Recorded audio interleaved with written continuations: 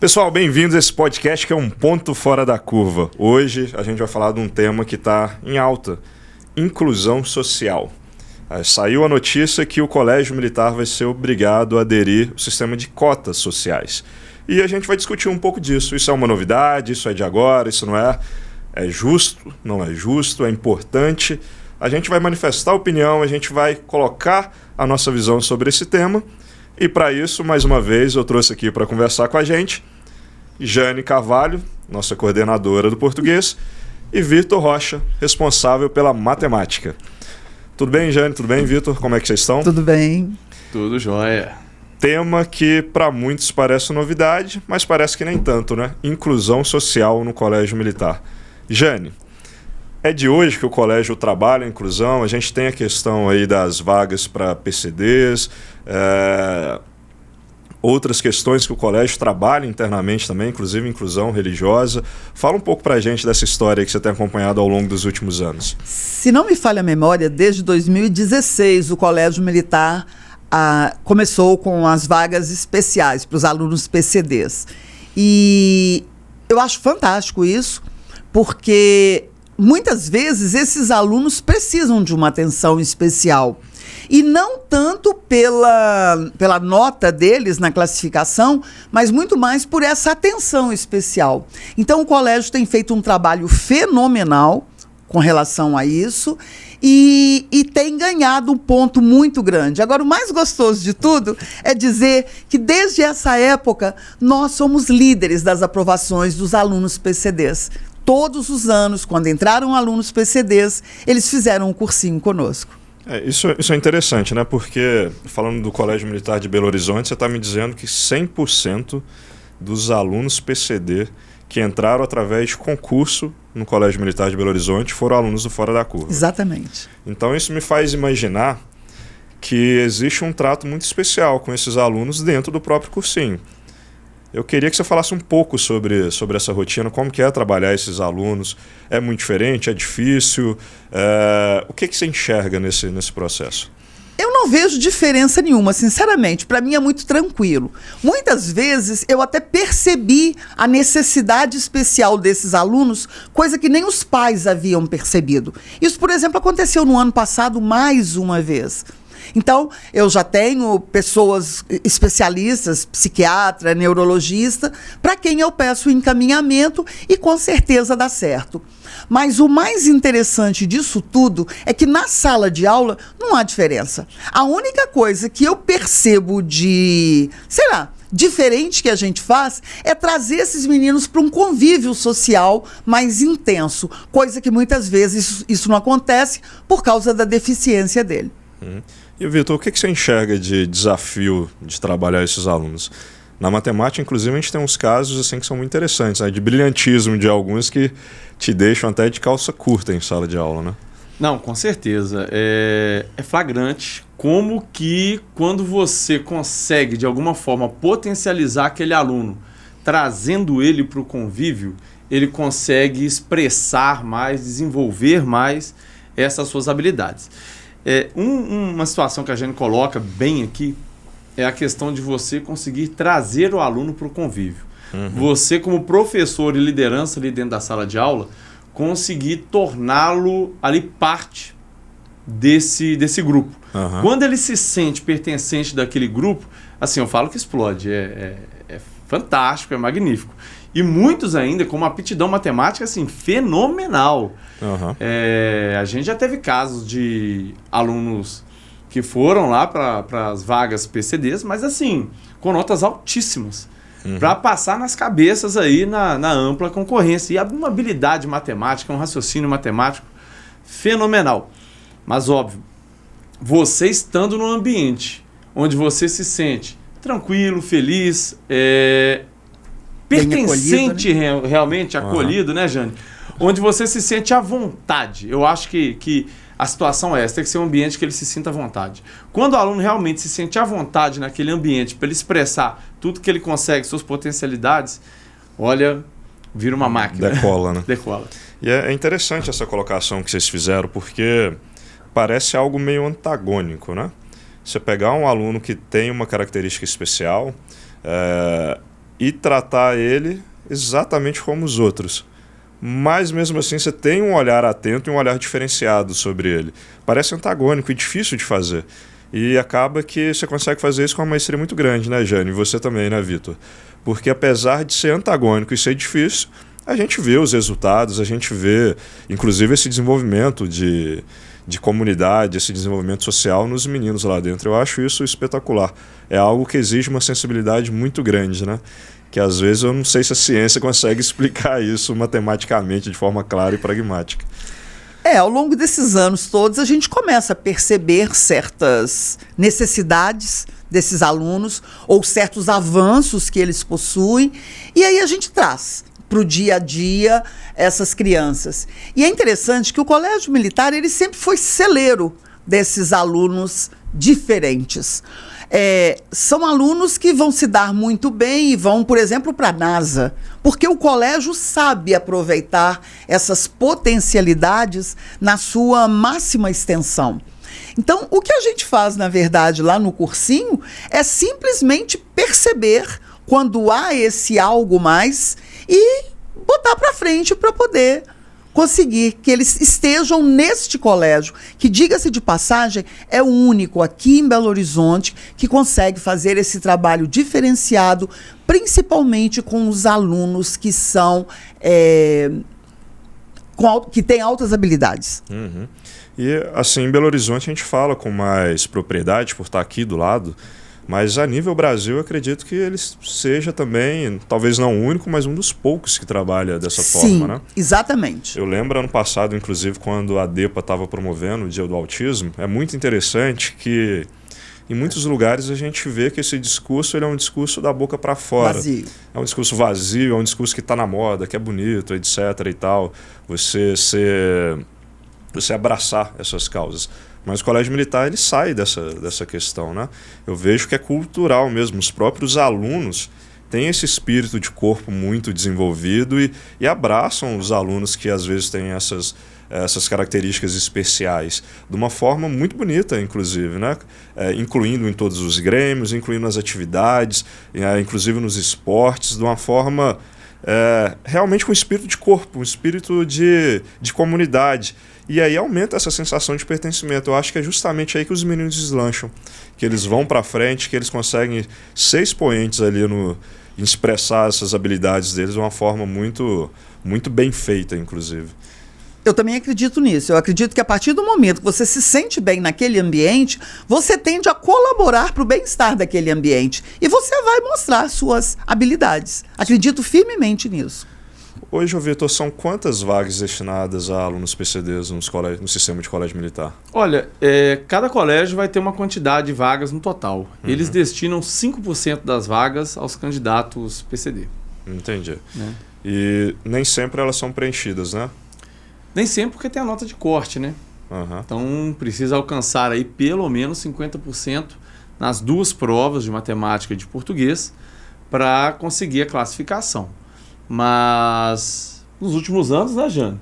A gente tem preenchido essas vagas aí. E com excelência, né? Porque as notas têm sido muito altas. São alunos que se concorressem na ampla concorrência, eles ficariam, sei lá, em 8º lugar, 6º lugar, com um brilhantismo tremendo. Assim, eu falo com toda tranquilidade. A maioria desses alunos que nos últimos anos foram aprovados através das vagas PCD, passariam na ampla concorrência com tranquilidade, bem classificados. A gente tem exemplos lá de alguns alunos fenomenais, né? Sim. Que inclusive hoje dentro do Colégio Militar estão performando muito bem. E é interessante como que o Colégio Militar trabalha isso, ainda voltando às potencialidades, porque ele é uma instituição que não se atém simplesmente ao pragmatismo escolar, educacional, dos conteúdos escolares, digamos assim. Quando o Colégio Militar ele oferece para o indivíduo, não vou falar aluno para a gente não ficar muito preso a conteúdo, mas oferece para o indivíduo as aptidões artísticas a serem desenvolvidas, musicais, a própria ginástica, teatro.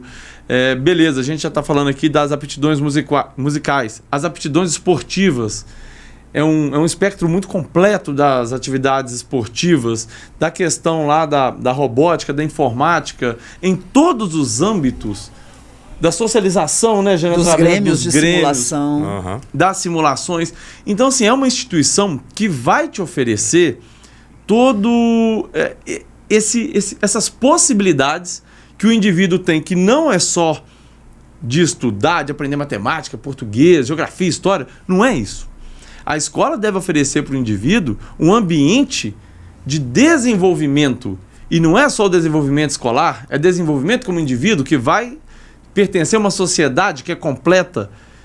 E a habilidade, obviamente, eu sempre falo isso, que o dom que cada um tem, a potencialidade, aquela coisa especial que Deus coloca em cada um, que diferencia um do outro, num ambiente desse, vai ser potencializado. E um professor, eu sempre bato nessa tecla, que as coisas têm que ser intencional. Você tem que ter a intenção de destacar, de trazer alguém. Você, como professor, você é uma liderança automaticamente dentro de uma sala de aula. Você já é referência automática dentro de uma sala de aula. Então, alguns alunos são mais tímidos mesmo, ficam mais ali quietinhos no canto deles. Cabe ao professor, como referência, trazer esse aluno para perto dele. Por quê? Para a sala de aula, quem está próximo do professor, automaticamente já ganha destaque.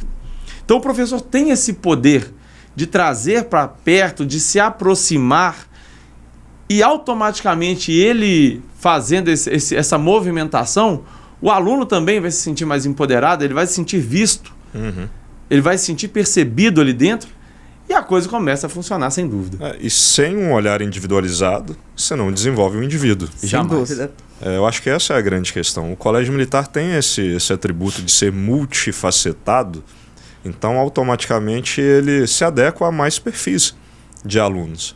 Não é o aluno que se adequa ao colégio militar de forma geral. Exatamente. Mas ele tem inúmeras perspectivas lá dentro. Isso faz com que ele desenvolva inúmeras qualidades pessoais, individuais. E até pela característica do colégio, de você ter um professor atuando em cada área. Eu acho isso fabuloso. Até mesmo dentro dos esportes, você não tem um professor de educação física, né, Jane? Sim. Você tem o professor de vôlei, você tem o professor do basquete, você tem o professor do atletismo, você tem o professor da orientação. Então, assim, são mais olhos. Vai tratar as individualidades do esporte, né? E são mais olhos identificando aquele indivíduo, sabe? O trabalho, ele fica ali mais repartido. E são mais pessoas direcionadas, especializadas em cada assunto. Então, assim, é um colégio muito mais completo, isso aí sem dúvida. O colégio militar, ele não é engessado pelo MEC, né? Apesar de seguir as diretrizes, ele é muito mais do que o MEC oferece. Ele tem muito mais facetas. E isso eu acho que faz toda a diferença. E, Jane, vamos falar de um assunto polêmico, então. Notícia que haverá cotas sociais também no colégio militar. O pessoal está tá um pouco desesperado que as cotas vão diminuir, outros estão achando bom porque vai ter cota social. Me fala um pouquinho disso aí, o que você está a par até então? Primeiro, não é novidade nenhuma que as cotas já existem no Brasil desde 2012. Lembrando que algumas universidades já praticavam até antes disso.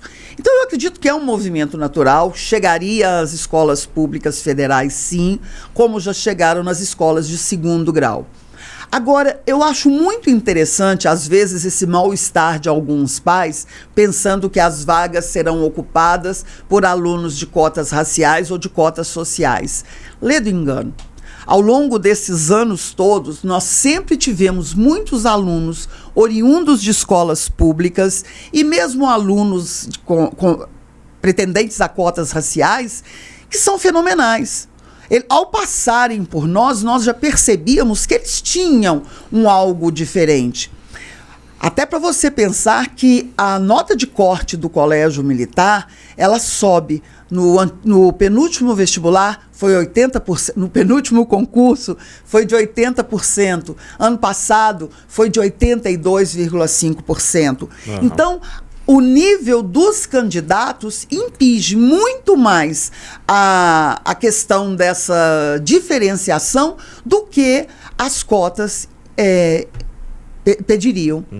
Eu acho interessante também porque hoje está todo mundo muito ouriçado com qualquer notícia, né, Jane? Eu acho que essa questão essa politização que a gente tem vivido nos últimos anos de ou sou do lado A ou sou do lado B, parecendo mais jogo de futebol do que política de verdade, faz com que todo mundo fique muito inflamado, né? E o pessoal não tem nem analisado direito as notícias, né? é algo que ainda não se concretizou. Cabe recurso ao Colégio Militar, Sim. inclusive, que certamente o Colégio Militar vai recorrer, na minha opinião. Então, assim, a gente não pode nem concluir que é algo feito, e está todo mundo desesperado.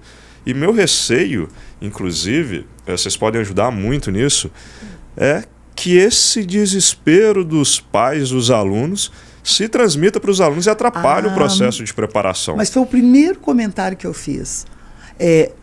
Os nossos filhos são radares. E eles percebem, eles captam nossos movimentos e muitas vezes até nossos trejeitos. Quando o pai está lá preocupado com a cota, como que vai ser, meu filho não vai entrar, o filho está percebendo isso. Uhum. Não é momento de se preocupar com isso. Se acontecer, ótimo. De todo jeito, o preparo tem que ser perfeito para que ele possa concorrer em nível de 90, 80 e tantos %. Sim, não pode contar com a sorte, né? Exatamente, exatamente. É uma coisa importante, a gente não sabe sequer o número de vagas até o edital sair, então o pessoal já está desesperado com uma coisa que a gente não tem controle. Sim. A gente tem que fazer a nossa parte, que é ter uma preparação boa, uma preparação bem feita. Inclusive, se forem aprovadas as cotas sociais, é mais necessária ainda uma preparação bem feita. Não é a hora de desesperar, não é a hora de esmurecer, é a hora de focar. Exato. De se preparar. Por isso não se pode perder tempo agora com esses embates que com certeza ficarão por conta do governo decidir. Ô Vitor, eu já vi inúmeras vezes você fazendo inclusive um discurso em sala de aula que as vagas são limitadas, que existem muitos concorrentes, que os meninos precisam focar, que eles precisam estudar, que eles precisam se preparar. Agora, inclusive, com essa possibilidade das cotas sociais, como que você vê essa preparação ao longo do ano?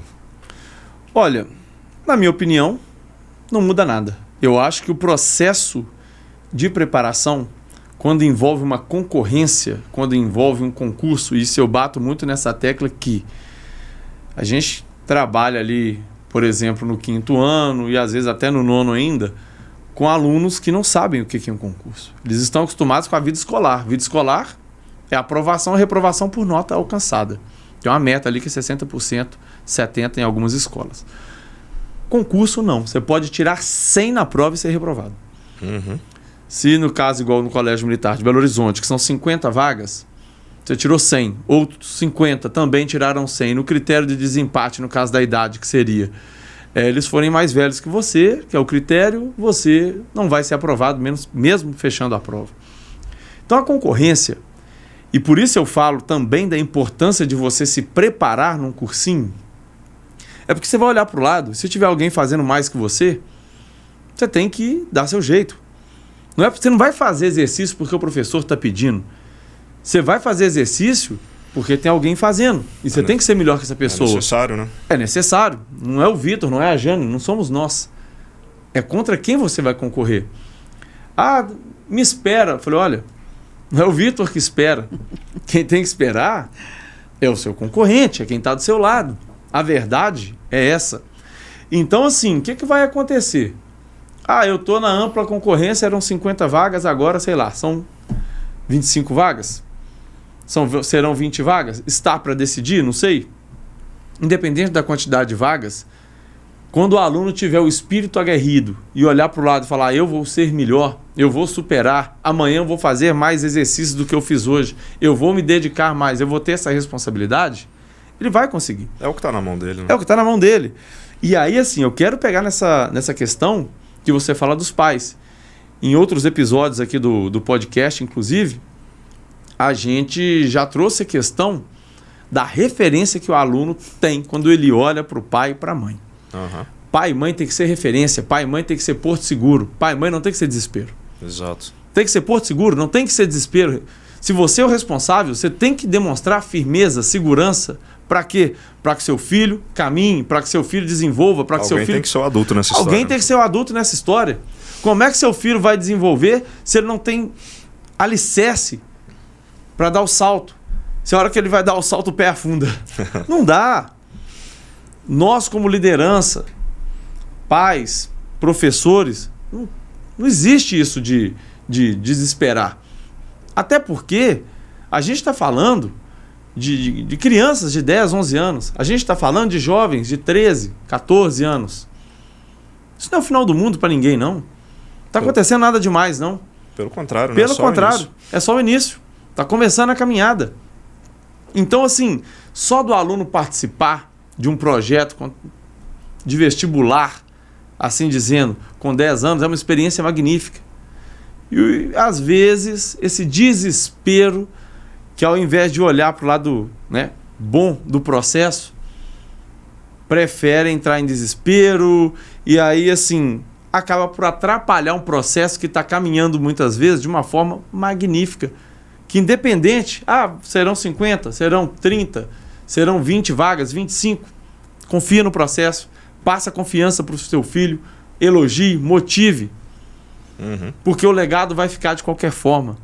E a aprovação, seguindo esses passos aí, ó, vai acontecer. Seja com 20 vagas, tem colégio militar que tem 10 vagas. Sim. Entendeu? Se eu não me engano, o de Campo Grande são 10 vagas. Ô Vitor, você está falando uma coisa, eu me lembrei lá da época da preparação dos meus filhos, eu dizia para eles que eles tinham que se preparar para ser primeiro lugar. Porque o segundo eles já correriam risco de estarem fora. Lógico, ninguém foi primeiro lugar não, tá, gente? Mas eles se prepararam de verdade para estarem lá dentro e não simplesmente para concorrer. E eu costumo dizer, assim, estava comentando isso com a Jane essa semana ainda, eu acho que eu comentei com você também, Yuri. Como que às vezes um aluno, um pai que não faz os seus afazeres bem feito, como que eles ficam inventando e arrumando justificativa o tempo inteiro antes do vamos ver. O que eu estou querendo dizer com isso? Ele já antecipa uma derrota, né? Já antecipa a derrota, já vem justificando. Caça problema em tudo. Sabe? Tudo é problema, tudo é isso, tudo é aquilo, assim, olha só, foi prejudicado. A terceirização da culpa. Terceirização da culpa. Os alunos aprovados, eles não reclamam de nada, eles não ficam arrumando justificativa para nada, eles simplesmente fazem. 100% dos meus alunos aprovados, que não são poucos, tá? Eles simplesmente fazem. Eles não ficam arrumando desculpa, falando que é professor assim, que não sei o quê. Eles vão lá, fazem os exercícios e não fiquem correndo atrás de pai para falar como é que faz, como é que é assim, pedindo resposta pronta. Eles fazem o deles e não tem erro. Vai bater a aprovação. E é assim, quando começa já desde cedo, procurando, antes do concurso chegar, já está procurando motivo para justificar uma derrota, ele já foi derrotado antes do processo. Sim, sim. E fora essa questão, a questão do foco mental. Onde está a sua energia? Justamente. Sua energia está no processo ou sua energia está em justificar a perda do processo? Se sua energia estiver ali, você pode ter certeza que não vai dar certo. Verdade. Tem uma frase que eu gosto muito dela. Não sei se vocês já repararam nisso na prática. Todo mundo que é muito bom em dar desculpa não é bom em mais nada. Perfeito. Todo mundo que é muito bom em dar desculpa não é bom em mais nada. E o pessoal inventa umas desculpas boas que às vezes a gente quase fica convencido, né? O pessoal, hoje eu não posso por causa disso, hoje eu acordei com aquilo, fulano fez isso pra mim, o meu passado foi assim assado. Todo mundo tem seus problemas, as suas dificuldades, os seus espinhos no meio do caminho. Mas tem uns que eles falam com tanta veemência, de uma forma tão apaixonada, que os problemas deles parecem até maiores do que os nossos, né? E muitas vezes não são. Mas a energia da pessoa está naquilo. E ela ficou boa naquilo de verdade, em dar desculpa. Só que a gente sabe que a desculpa não te leva a nada. Ela não te dá resultado. Ela não te dá uma aprovação no colégio militar, uma aprovação no EPICAR, no colégio naval. Ela não te dá uma vitória sequer na vida. E nem o fortalecimento da própria personalidade. Exatamente. Né? E isso passa para os meninos também, de certa forma, né, Jane? Com certeza passa. Com certeza passa. E é interessante, assim, me ocorreu um negócio aqui. Muitas vezes, com essa fragilidade dos pais, eu não sei se é realmente fragilidade ou medo de entrar no processo e doer, às vezes a gente até envia esses pais ou os alunos para um psicólogo nosso, né? Para que ele possa orientar esses pais, porque os pais estão com tanto medo de ferir o filho, da decepção do filho, que eles acabam não vivenciando realmente o processo. Exatamente. E tem uma coisa que eu gosto muito também, que é o seguinte, tem uma frase, eu não lembro exatamente quem que é, eu vi numa palestra, eu acho que foi do Karnal ou do Cortella, que ele fala assim, olha, a gente tem que interpretar a nossa vivência como se a gente fosse CEO de uma grande empresa. O que isso quer dizer? Eu sou CEO da minha própria vida. Eu não controlo tudo. Tem coisas que são intangíveis, incontroláveis. Eu não controlo onde eu nasci, como que eu nasci. Mas tem uma série de outras coisas que eu controlo na minha vida. 90% das coisas eu posso controlar. Então eu foco nessas coisas que eu posso controlar. E eu vejo que às vezes as pessoas, não por maldade, mas talvez por discernimento, elas focam no incontrolável. Vamos pensar de maneira palpável agora sobre esse caso, que é a questão das cotas sociais. A gente tem um controle sobre isso? Isso está numa esfera que não está na nossa mão, numa esfera política, numa esfera judicial, numa esfera que não nos cabe. O que a gente pode controlar agora? A gente como preparatório, a gente como pai, a gente como aluno. A gente pode controlar o esforço que a gente vai pôr no processo. Isso é totalmente controlável. O quanto os alunos vão estudar, o quanto a gente vai se dedicar a esse processo de preparação. Isso é controlável.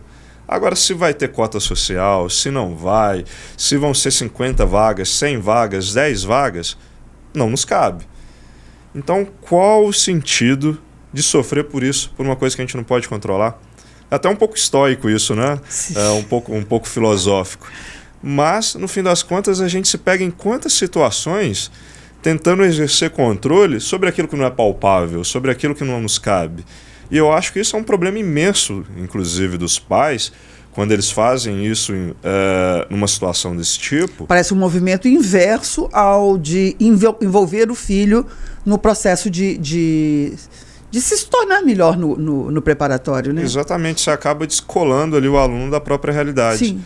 E, inclusive, isentando ele da única responsabilidade que ele tem, que é de estudar. Exatamente. Desanima. Desanima, exato. Eu falo assim, é um dreno de energia, é a questão da motivação. Eu acho que isso, assim, a motivação, a energia, a inércia boa, isso flui. Quando você está na inércia ruim, literalmente pesa. Fica difícil de se deslocar. Fica pesado, você custa ganhar aquela inércia de movimentação novamente. Eu falo até na execução de uma prova. Se você pega a primeira questão da prova, você já pega a questão, vê uma questão que você estudou, você sabe que é difícil, mas você está preparado, você consegue bolar um jeito fácil de resolver, você já enxerga que muita gente vai errar porque tem uma pegadinha, mas você não caiu, você vai para a segunda questão, fala, essa prova está para mim, confiante. Agora, se você agarra na primeira questão, faz muita conta, borracha, erra, folha suja, você vai para a segunda desanimado, achando que a prova está difícil. É tomado pelo medo. E isso, gente, eu falo assim, cuidado com o tal do medo, porque o medo trava. Ele paralisa. Ele paralisa. Qualquer pessoa com medo, vamos lá, criança, tá chovendo à noite, raios, trovões, não sei o que, a criança trava na cama. Cachorro mostrou os dentes, rosnou, você trava. É complicado, você dá aquela travada. O medo te paralisa, o medo te trava. E você ficar tão apreensivo, amedrontado, paralisado por uma questão, igual você mesmo disse, Yuri, externa ao que a gente pode fazer, não faz sentido. É irracional. É irracional. O que faz sentido é, como liderança, a gente, inclusive, blindar o aluno. Falar, filho, agora nós vamos estar juntos, nós vamos estudar ainda mais. Eu confio em você para passar em primeiro. É o que a Jane falou. Vários alunos, às vezes, professor, qual que tem que ser a nota para eu ser aprovado? Fecha a prova. Fecha a prova que você está lá dentro. Tem que fechar a prova, tem que mirar o primeiro lugar. Não pode, já desde o início, se sentir incapaz de ser o melhor. Exatamente. E falando ainda de estoicismo, uma das grandes virtudes da filosofia estoica é a coragem.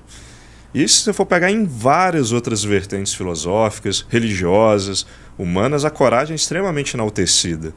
E sempre há um estímulo a fuja do medo, não tenha medo, vença o medo. E uma coisa que eu acho extremamente interessante também é o seguinte, coragem não se pode fingir. Porque a partir do momento que você tem uma atitude corajosa, mesmo você morrendo de medo, mas você teve aquela atitude, você foi corajoso. Então é impossível fingir coragem. As outras virtudes você ainda consegue fingir. Agora, coragem é impossível, porque se você agiu, mesmo com medo, você foi corajoso. Então, um pai, uma mãe, um professor, os responsáveis pela liderança ali daquele aluno em determinado momento. Eu tô com medo de não terem vagas suficientes para o meu filho. Eu tô com medo dele não dar conta do processo, de eu não dar conta do processo como mentor dele. Mas, Se você fingiu coragem, entre aspas, e agiu e demonstrou firmeza, segurança para o seu filho, você falou para ele, filho, vamos lá que a gente vai dar conta, vamos fazer o que precisa ser feito, vamos estudar um pouco a mais. Você foi corajoso, porque você demonstrou coragem. E coragem é impossível de ser fingida. E seu filho vai perceber isso. De certa forma, você vai passar isso para ele de uma forma até mesmo tácita, ali que ele é capaz, que ele pode. E aquilo ali com certeza vai deixar marcas extremamente positivas nele, para a vida inteira, né, Jane? Muito além do que um concurso. Realmente, a formação da personalidade dessa pessoa vai ser diferenciada. É uma pessoa que vai para cima, que não tem medo de nada e que, independente de qualquer obstáculo que possa surgir, ela vai lutar pelo obstáculo. Agora, é muito interessante que muitos pais têm medo de despertar a coragem nos filhos e ficam lá tratando os filhos como, sei lá, como bibelô.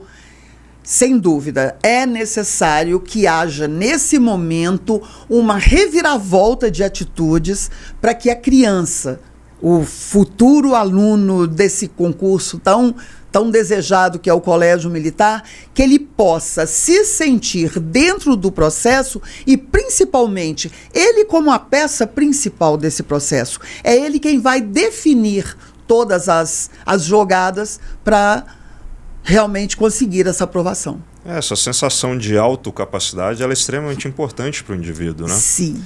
É uma coisa muito interessante que eu paro para pensar às vezes, que tudo que é grandioso demais no mundo, alguém construiu algo grandioso, algo monumental, algo que ficou marcado por gerações, primeiramente teve na cabeça de alguém. Sim. Alguém visualizou, Sim. alguém concebeu aquela ideia de alguma forma e depois partiu para a execução.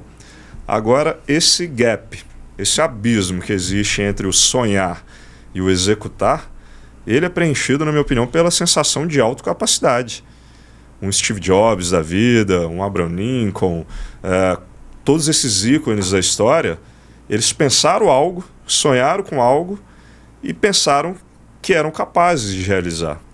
Sem essa sensação de autocapacidade, que não vem sem coragem, de forma alguma, é impossível fazer algo grande de verdade. E é interessante que esses nomes que você citou provavelmente tenham sido chamados de loucos. Com certeza. Como muitos falam assim, você é louco de estar preparando seu filho para isso, você é louco de estar nesse momento fazendo esse tipo de preparação. Mas com certeza são visionários. Sem dúvida, sem dúvida. Tem um caso que eu gosto muito dele, que é do JP Morgan, do Banco Americano de Investimento. Quando surgiu a eletricidade, JP Morgan foi um dos patrocinadores da eletricidade. E o pai dele, extremamente rico, já uma família do mundo das finanças desde então, quando ele trouxe uma lâmpada para casa, falou, isso aqui você pode ficar tranquilo, meu filho, você não vai dar em nada não, isso é coisa para circo, isso é coisa para artista, sabe? Vamos continuar com nossas lamparinas aqui dentro de casa. Se não fosse o filho, uma atitude extremamente corajosa de trucar o pai, que era um homem bem sucedido, inclusive no mercado financeiro, e virar e falar, não, isso aqui vai dar certo, eu vou apoiar.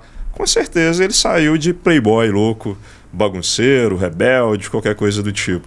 Mas hoje a gente não tem lamparina dentro de casa, graças a Deus. Né? Tem eletricidade. Aliás, ninguém pensa em algo que não seja com a presença da eletricidade, né? Exatamente. Ela faz parte do nosso dia a dia. É isso que eu acho, sabe? Os pais têm que vivenciar o processo de tal maneira e entrar no processo de tal maneira confiantes de que, com certeza, eles conseguirão aquilo que eles tanto sonham. E esse sonho vai se tornar realidade a partir dessas atitudes positivas. Não tem outro caminho que não seja entrar de cabeça. A gente sempre fala isso. Não entra com medo, não. Não pode entrar com receio, com dó, ali vai, não sei, não vai dar certo. Gente. Vai com medo mesmo. Vai com medo, se joga, faz o que tem que fazer, sem medo, sem receio. Essas pessoas mais arrojadas, que não se prendem às crenças limitantes, e isso é uma questão muito complexa também, né? Porque as limitações vêm muito do nosso histórico de vida e tudo mais, mas você se conseguir se desprender disso, e aí que eu falo da importância dos pais, porque a gente está falando aí de jovens entre 13, 14, 15 anos, crianças, né, de 9, 10, 11 anos. Então ainda são indivíduos que ainda precisam muito dessa solidez, dessa referência, desse direcionamento. E eu acho que vem muito o papel do pai e da mãe aí. Agir de forma racional e extirpar de vez esse medo, essa limitação, essa crença numa incapacidade, de que não é para mim, de que não vai dar, de que vai doer, de que vai sofrer. Quantas vezes, assim, pessoal chega no início do ano, ai, meu filho, não sei o que, vai sofrer, rotina difícil, não sei o que. Estudar vai acabar com a infância vai dele. acabar com... Tira o menino lá de dentro. Às vezes o pai... Eu vou te contar, às vezes o pai quer desistir e o filho não quer. Quantas vezes a gente viu Quantas isso? vezes? Quem quer desistir é o pai e a mãe, assim, até me dói um negócio desse, mas quem quer desistir não é a criança de 10 anos, não. É o pai e a mãe que cansou. Exatamente. É mole. Então, assim, eu tenho plena convicção de que esse impulso, essa energia, essa firmeza tem que vir de casa. Isso aí sem sombra de dúvidas. Isso faz total diferença. O medo, no geral, ele é uma coisa fisiológica. Se a gente for parar para pensar na evolução humana. Você estava no meio de uma floresta tropical lá, há milhares de anos atrás, e você pisa numa cobra, e aquela cobra te pica. Automaticamente você aprende que cobra é coisa ruim. Vou tomar cuidado com isso daqui. Isso te preserva a vida, preserva seu bem-estar. Comi algo que me fez mal. Então o medo, ele é responsável por esse desenvolvimento humano, e humano que eu falo de forma inclusive animalesca. Agora a gente tem que pensar uma coisa, que aí entra a racionalidade, entra a coragem. A gente não vive mais numa floresta tropical, com raríssimas exceções, né? A gente vive num mundo urbanizado, num mundo consciente, num mundo racional, num mundo que muitas vezes a gente tem opção de escolha, inclusive. Então deixar esse lado nosso irracional, esse lado animalesco, essa herança evolutiva nos dominar em certas situações, não é algo muito inteligente. E medo, tirando casos raríssimos de doenças, psicopatias e por aí vai, medo é uma coisa totalmente humana, todos nós vamos ter. Qual que é a diferença entre o indivíduo que realiza grandes coisas, entre o indivíduo que confia em si e o indivíduo que fica paralisado, que tem um piripaque do Chaves lá que é bravo? A diferença principal é a racionalização dos fatos. É parar e pensar, eu estou com medo. Esse medo é racional? Esse medo é justificável? Não, não é. Então eu vou agir mesmo assim, mesmo com medo. E aí sim vem a possibilidade de realizar algo. E isso é muito interessante que você falou, porque os meninos, a gente vê isso ano após ano, eles têm uma neuroplasticidade muito grande. Gigante. Então muitas vezes eles não estão acostumados com aquele ritmo de estudo, com fazer contraturno, né? Eles só têm a escola, depois tem a escola e tem que estudar no cursinho também. Mas chega final do ano, a gente vê isso claramente, assim, eles não querem ir embora. Acaba o ano, eles, professor, o que eu faço agora? Eu quero continuar estudando, eu quero continuar vindo para cá, inclusive muitos continuam indo, né? Vão visitar a gente várias vezes lá, isso é muito bacana, mas eles se adaptam àquilo. Enquanto os pais, antes mesmo de começar o processo, muitas vezes, ficam com aquele medo imenso e ficam travados. Será que isso vai acabar com a infância do meu filho? Será que isso vai fazer um mal para ele? Vai traumatizar, vai aquilo, etc. E é o contrário, né? A gente vê um desenvolvimento imenso neles lá dentro. Me ocorreu aqui, há uns 4 anos, nós tivemos uma aluna em que a mãe chegou para a gente assim, desanimadíssima. Estamos com o diagnóstico de que nossa filha tem autismo. Uhum. Na hora eu fiquei super feliz. Oba, que legal, vai entrar na ampla, vai entrar nas vagas especiais, não sei o quê. E ela achando que o mundo tinha acabado. A menina, ela em princípio apresentava-se muito tímida. Nós começamos a fazer um trabalho mais de aproximação e ela se tornou muito falante, muito... Passou no colégio militar com uma nota altíssima, ela teria passado na ampla concorrência em 11º lugar, e hoje é flautista da banda do colégio. Então, assim, muitas variedades de ações foram apresentadas para ela, e a mãe temerosa de, naquele primeiro momento, a menina ser, impedida de tanta coisa. Aham. E não desenvolveria a potencialidade toda dela, né? Se ficasse com esse receio. Exatamente. As mudanças, de forma geral, elas geram uma ansiedade. A gente está acostumado com ritmo, acostumado com uma rotina, E aí qualquer alteração no sistema, via de regra, isso gera assim um temor, uma ansiedade, o que vai acontecer. Isso é normal do ser humano. Mas assim, as grandes conquistas, eu estou falando de conquista grande mesmo, não tem jeito. Ela exige essa fuga da zona de conforto. E muitas vezes, quando o pai e a mãe são resistentes, o que eles querem, na verdade, eles não querem, na verdade, né? É sair dessa zona de conforto que acaba, para você ter um crescimento, você precisa sair dali. Sim. E isso que vai te fazer crescer, se tornar um indivíduo melhor, porque também você ficar, né, naquela mesmice, aqui tá, o tal do aqui tá bom, do jeito que tá bom, vai dar muito trabalho. Não. A zona de conforto não faz ninguém crescer. Não faz ninguém crescer. Vai dar muito trabalho? Sim, faça muito trabalho. Sim. Melhore, porque o ser humano assim, é o indivíduo que tem a maior capacidade adaptativa. Então, se você entrar numa rotina de maior volume de trabalho, daqui a pouco você já se adaptou, aquilo ali é o normal seu daqui a pouco, e é aí que você cresceu. Porque o que para a maioria das pessoas é muito, para você é normal, e é o que acontece com os nossos alunos e os pais não entendem. Uhum. Nossa, meu filho agora como é que ele tá, não sei o quê, e é normal para ele. Sim. Não tem nada demais. E aí é interessante, pegando um gancho aí, independente da cor, independente de qualquer necessidade ou de, sei lá, de avanço, o aluno tem que estar sempre muito bem, né? Lembrando que a palavra aluno significa aquele que não tem luz. O A é um prefixo de negação.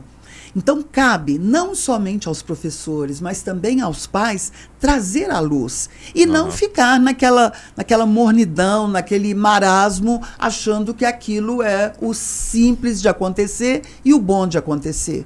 As escolas fazem isso, projetam isso, mas o aluno ele tem que ser muito estudante. Ele tem que se transformar em alguém que sabe dominar o estudo. E muitas vezes a escola não ensina a estudar, né? Pelo contrário. Muito pelo contrário. Ela te pragmatiza, de certa forma. É o que a gente estava comentando sobre o MEC de forma geral, né? A gente tem um modelo antigo, arcaico, engessado, voltado para a formação de operário numa fábrica totalmente fabril e que perdura até hoje numa geração de inteligência artificial, né? Exatamente. Então, cabe aos pais saírem desse mundo de sossego e partirem para a possibilidade de realmente estarem preparando os filhos para o concurso, independente do que vem aí como resposta nesse processo que o governo colocou para o Colégio Militar. A preparação para o concurso é uma preparação para um desafio, gente. Isso que o pessoal tem que entender. É a vida como ela é. Preparação para o concurso é só mais um desafio. Que, ok, é do jogo. Passou, não passou, mas nos desafios que a gente se propõe a realizar, a alcançar, a gente tem que fazer a nossa parte. Exato. O aluno tem que fazer a parte dele. Independente do resultado que virá ou não, ele tem que fazer a parte dele e no final disso, ele tem que ser parabenizado. Sim. Por tudo que ele evoluiu, pelo tanto que ele melhorou, pelo tanto que ele aprendeu, pela nova pessoa que ele se tornou. Muito mais forte, muito mais responsável, produz muito mais. Muito mais eficiente, com a criatividade muito maior, enxergando o mundo de outra forma. E capaz de modificar esse mundo também, né? Não só modificar esse mundo, mas inclusive ter força para encarar um novo desafio. Sim, porque outros novos virão o tempo inteiro na vida, é assim? A vida não acabou para quem passou também não. Parece que o aluno que é aprovado acabou, zerou a vida, como se diz, né? Na sexta-feira eu conversei isso com os meninos do nono lá. Eles fizeram, os que foram aprovados ano passado, né? Eles foram lá visitar os alunos esse ano, falar como foi a experiência da prova, etc. Aí eles falaram, e aquele momento maravilhoso, né? Que eles estão no pedestal, eles foram aprovados, então todo mundo parabenizando e com merecimento, inclusive. E eu falei com eles depois que acabou, galera, muito bom, parabéns, orgulho enorme de vocês, e agora? Agora lá dentro vocês têm que perpetuar essas vitórias, essas conquistas. Se vocês continuarem tendo a visão de mundo que vocês desenvolveram aqui dentro, de persistência, de foco, de esforço, esse brio de querer ser o melhor, que se aprovado está entre os melhores. Se você continuar cultivando isso, vocês vão disparar na vida, nada vai segurar vocês vão ser livres para fazer o que vocês quiserem de verdade na vida. E aí, falando isso, eles já foram se enchendo ali, é muito bacana, que o Augusto até comentou comigo, eu vou buscar os alamares lá dentro agora no Colégio Militar. É isso, o caminho é esse. Tem que correr atrás do próximo desafio, ó. Você aí, vamos fazer uma piadinha aqui com o Yuri, mas ó, ganhou do Cruzeiro, tá tirando natural. Onda, colocou a camisa do América, tá aí verdinho, Não, essa bonito. aqui é em homenagem ao autismo, viu? Não sei se a câmera dá pra pegar aqui, ó. Não, bacana. A camisa que o América verdade. fez em homenagem ao autismo. É verdade. Ganhar do Cruzeiro não é algo pra se comemorar, é comum já. Mas beleza, se ficar contente com a vitória contra o Cruzeiro, vai ganhar o Campeonato Mineiro? Não, Não vai ficar na vitória com o Cruzeiro, vai ser o vice. Jamais. Agora já tem que pensar no Atlético e correr atrás disso. Então, A vida é assim, né? A vida é assim, o ser humano, pessoal, é assim, é uma ambição que eu falo que é super positiva. Você quer comprar aquele carro, não sei o que, aquele sonho, aquele desejo, você quer comprar um apartamento, seu primeiro AP, você comprou aquele apartamento, daí a pouco deu uns 6 meses, 1 ano, aquele carro já não tem aquela graça a mais, sabe? Agora o meu apartamento eu tô precisando de uma cobertura, uma areazinha privativa, ou então uma casa com terreiro, agora tem uns meninos vindo, não sei o que. É assim, a gente quer crescer. Sim, e eu acho interessante também que a gente consegue levar essa metáfora do crescimento para os relacionamentos pessoais. Se a gente for pensar no desenvolvimento de um flerte, depois um namoro, depois um casamento, depois filho, depois formação da família, isso tudo é um processo evolutivo que existem desafios inerentes a esse processo interpessoal. E se você casa, por exemplo, agora eu zerei a vida, eu estou casado, eu vou deixar as coisas como é que estão. Aí você começa a perder a vaidade, você começa a não tratar a pessoa tão bem assim porque você está estressado. Qual que é a chance disso funcionar? Nenhuma. Não é sustentável. Nenhuma, é insustentável. Então a vida sempre vai te propor novos desafios. Nunca acaba, exceto o dia que você morre. E se a gente se contenta com uma pequena vitória, ou se contenta inclusive a não evoluir, naturalmente a gente está fadado ao fracasso. Não existe meio termo. Não existe posição isenta na vida, na minha opinião. Ou você está progredindo, ou você está caindo. E quem não aceita isso, naturalmente está caindo. Não tem parcialidade. Não tem...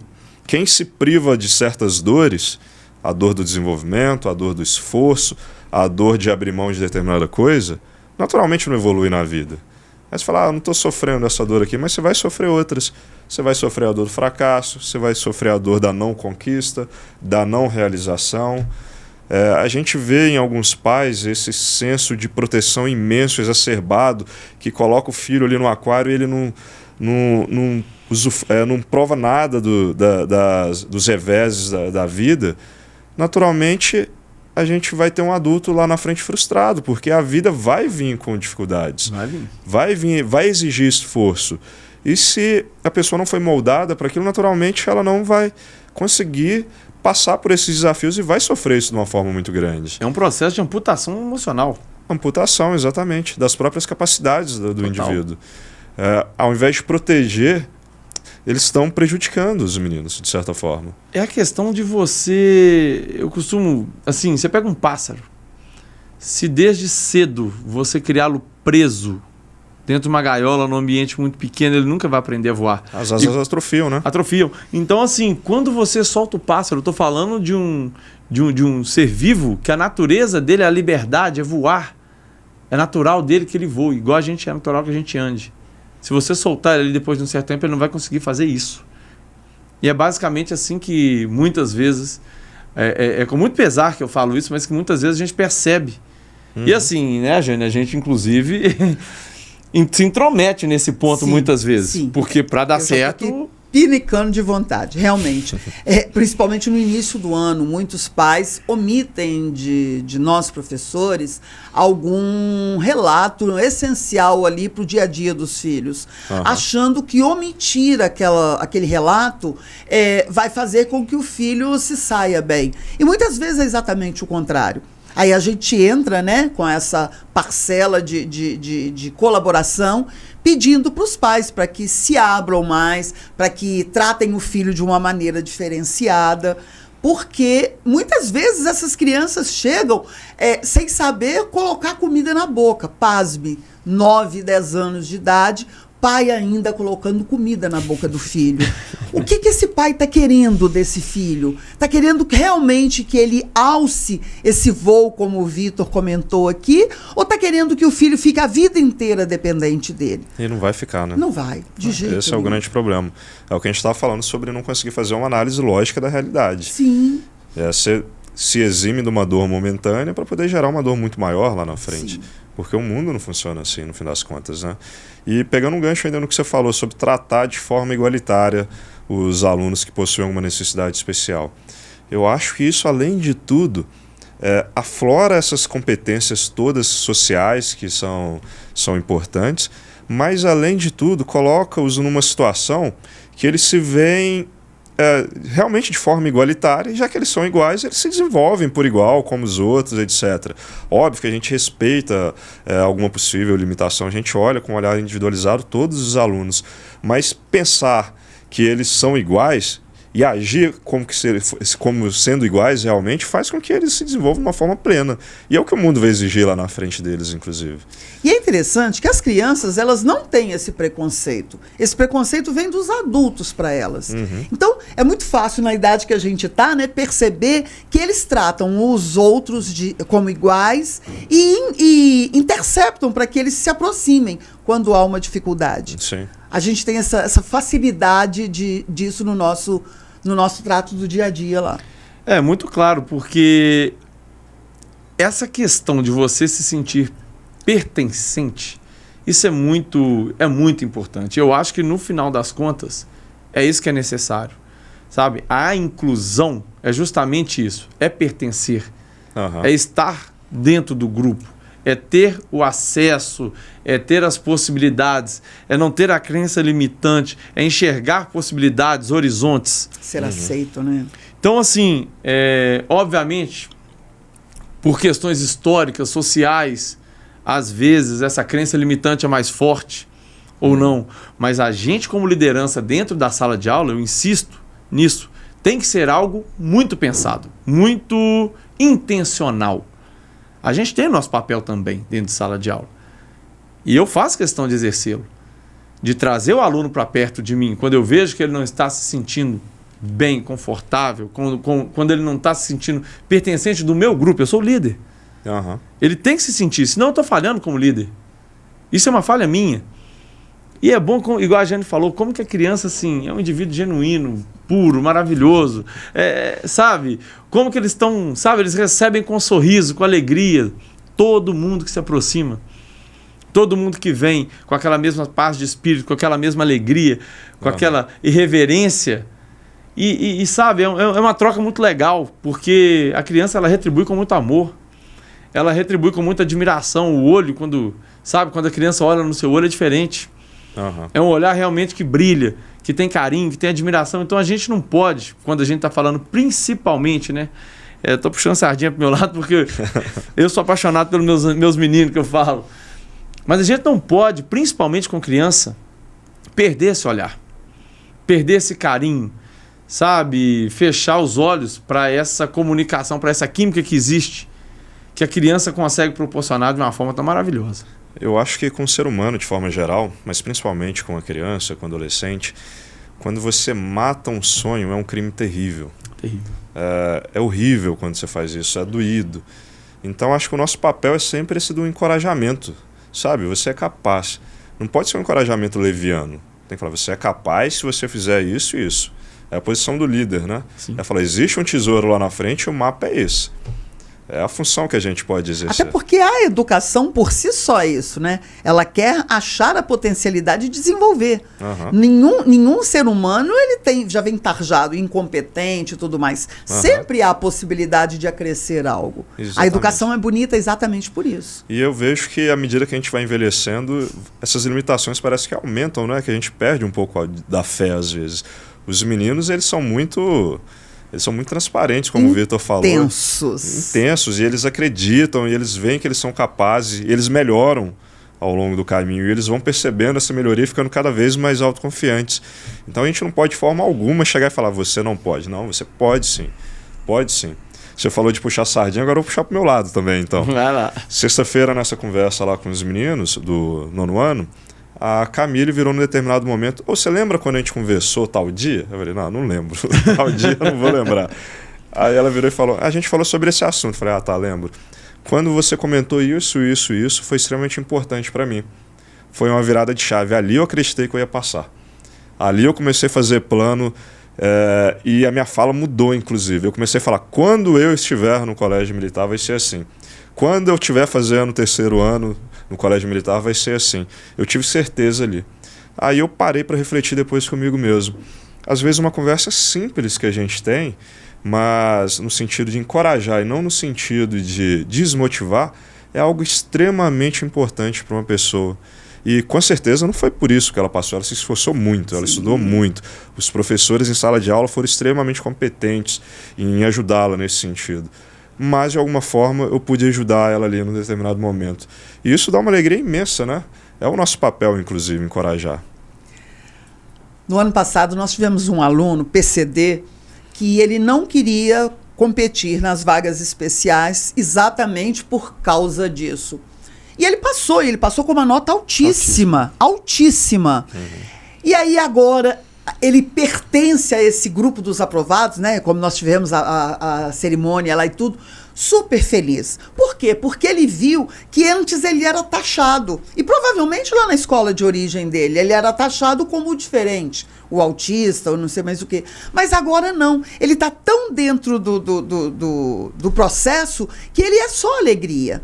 Então é interessante, a gente tem que realmente despertar em cada ser humano aquilo que eles têm de mais importante. E com certeza, no nosso caso, é através da educação. Sem dúvida. Então é isso, pessoal. Agradecer a vocês de novo pelo papo, extremamente importante. Espero que ajude vocês aí que estão acompanhando também. E não deixem de encorajar os filhos de vocês. O ser humano é extremamente capaz, é extremamente potente. A gente muitas vezes só precisa de alguém que chegue lá e fale isso pra gente, que a gente é capaz. Eu tenho certeza que você ia gostar que alguém chegasse para você e falasse, você pode, você é capaz. Então faça o mesmo. Como pai, como professor, como amigo, é importante sempre esse encorajamento. Não é, Jane? Não é, Vitor? O que vocês acham disso? Na entrada do cursinho, a gente tem uma plaquinha dizendo, eu quero, eu posso, eu consigo, independente de qualquer realidade que ele venha. A gente acredita nisso. E acreditamos com certeza de que vocês pais farão isso também. Nós, como liderança, não podemos jamais desistir das pessoas. E às vezes, igual o Yuri falou, você consegue, num universo um pouco maior, salvar um. Às vezes você está falando isso, eu já senti. Muitas pessoas não estão nem aí, estão olhando para um lado, estão para mas se você conseguir salvar um, você já ganhou, já valeu a pena. Exatamente. E atrás, é esse o trabalho. É correr atrás de um por um, é ir atrás de quem você conseguiu naquele dia, e no outro dia você consegue mais um, no final vai dar tudo certo, a gente vai conseguir uma aprovação, a gente vai conseguir mudar a vida de uma pessoa, mudar um olhar, mudar uma perspectiva. Fazer um dia mais feliz. Fazer um dia mais feliz. E a gente vai ter uma pessoa ali que confia nela mesma. É isso aí. Muito obrigado, pessoal. Até o próximo. Até valeu. Tchau.